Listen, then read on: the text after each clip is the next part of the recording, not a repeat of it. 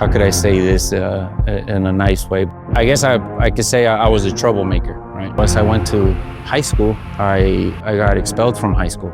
There was a teacher who was trying to give troubled youth work opportunities. So one of the local businesses this teacher hit was Flabob Airport.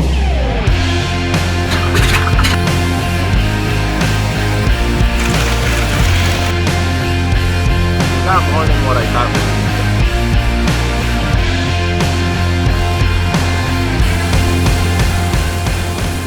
My name is Waldo Mendoza. We're at Flabob Airport in Riverside, California, and we're at my shop, which is a full-on restoration shop.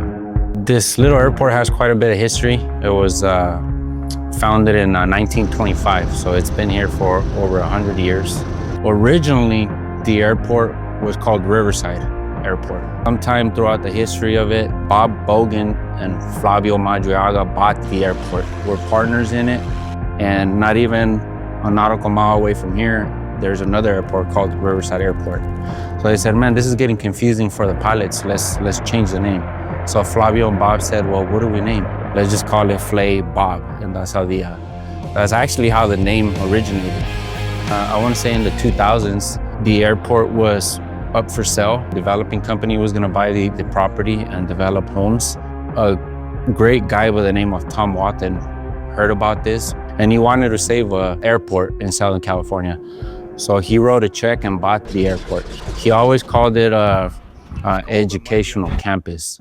Okay, so we open up the doors to Flabob, and we try to bring in the young people, and we try to introduce them into aviation. 14 years old, and he's going to be doing his first. I grew up here in Rubidoux. How could I say this in a nice way? But I guess I could say I was a troublemaker, right? And it started at a really young age. 12 years old. I was getting suspended from school. So once I went to high school, I got expelled from high school. So I got sent to a continuation school. It was right around that time, school program, there was a teacher who was trying to give troubled youth work opportunities. She went to local businesses and said, hey, all you have to do is provide work and we will pay for the labor. So one of the local businesses this teacher hit was Flabob Airport. And John Goldenbaum, who is the owner of Polyfiber, he hears about this program, so he gets with the teacher and says, I got work for a couple of young guys. Send me the worst guys you got. And I happen to make the cut. That's what landed me at Flabob. So I was 15 years old at the time when I stepped into Flabob, and I rode up and down these streets for many, many years. I never thought about stepping into Flabob. Aviation has never been part of my life. I was in here blind, not knowing what I was gonna do. My idea was I show up to the airport, I help clean, I do, maintenance around the airport. Well, no, John Goldenbaum had a DC-3 aileron set up, ready for covering. It was a 6-month program. We took a DC-3 aileron and covered it and painted it all the way through. After the 6 months, John Goldenbaum said, hey, are you still interested in coming back and continuing to work on airplanes? And the rest is history. We're here 23 years later.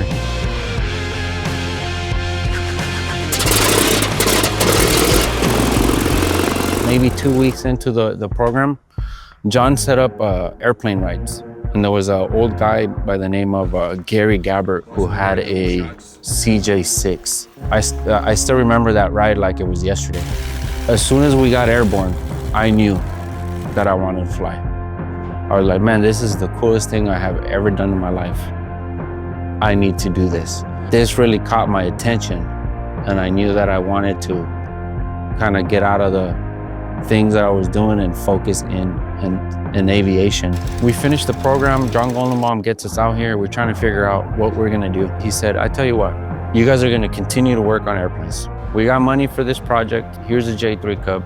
If you guys finish this airplane and you get it flying, I will sponsor you guys for your pilot's license. So now we're like, oh man, this is it. We have to do this. So we spent about 2 years restoring this J3 Cub. So we finished this Cub. All right, well, here's the Cub. It's in flying condition. And John, kept his word and said, all right, you guys can start flight training.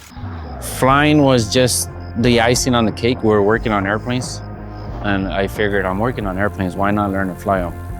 About 7 years ago, these guys are talking about this trip where they're gonna take the DC-3 to Europe for the 75th anniversary of D-Day.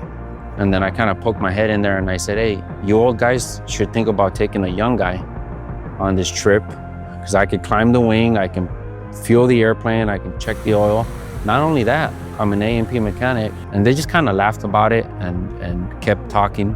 About 2 weeks later, Joe Fisher walks in, pulls me to the side and he says, hey, are you serious? Will you go to Normandy with us in the DC-3? I don't know, I feel like these old guys were setting me up for all these ratings, right? Because right now I'm just a private pilot. Now I have a multi-engine.